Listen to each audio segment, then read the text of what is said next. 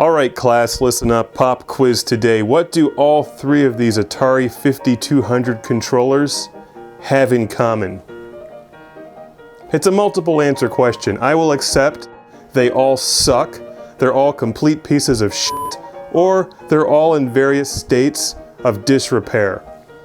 Any of those answers are correct, because I think the start button might work on this one, where it's been pretty much worn off, but the firing buttons all stick and it pretty much sucks. The joystick is, well, way off center. The Atari 5200 controller is quite possibly the worst video game controller ever designed, and to complicate the situation, there's not very many other controllers that work with the Atari 5200, so you're stuck with a few options. You can either buy an expensive aftermarket controller, or you can buy a reasonably affordable refurbished Atari 5200 controller, which is what I did.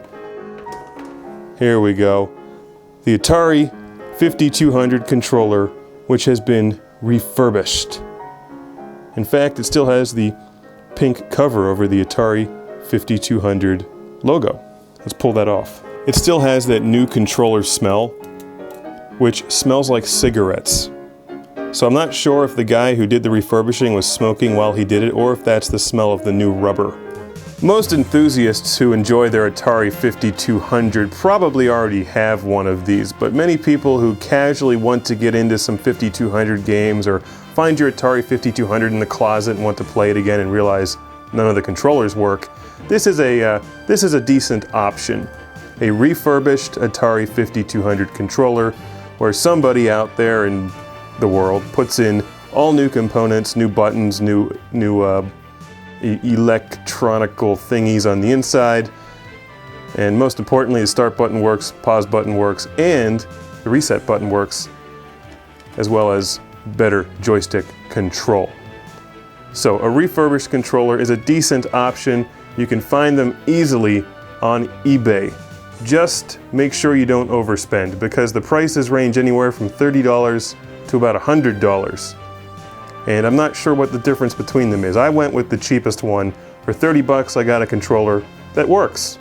The firing buttons actually work. The start, pause, and reset buttons work. It's like a holiday every time I actually want to pause a game, because I could never do that before. Now I can. I want to be really clear on one point here. This is not a better Atari 5200 controller. This is just an Atari 5200 controller that actually works the way it was designed to. But keep in mind, this thing was designed by people who had no idea how to actually design a controller. This is still the worst controller ever created by man. The difference between this and a normal 5200 controller, some 30 years after the 5200 was released, is that it just works. Period. So you're paying 30 or 40 bucks just to get one that works. It will not improve gameplay much. A little bit, because the buttons actually fire the way that they're supposed to, but games like Vanguard, which previously were completely unplayable with a broken 5200 controller, are now only slightly playable with a fully functional 5200 controller. If you really want a better 5200 controller, there's other options out there, but they're not cheap. The Atari 5200 controller is not a bad looking controller. In fact, when you get a refurbished one, I think you'll find they look quite nice. The problem, as I've mentioned in many other reviews, is that the analog joystick does not work very well for games where you want responsive arcade-style controls.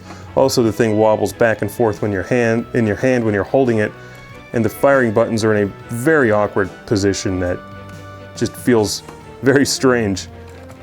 It's like this thing was not laid out in any way, shape, or form to actually be functional, just to look neat with the keypad. That's the refurbished Atari 5200 controller. You can find them out there fairly easily online. You can even do the work yourself to replace all of the components if you're technically savvy. Just don't expect it to make a night or day difference in gameplay. It just makes things more playable if they weren't playable at all before.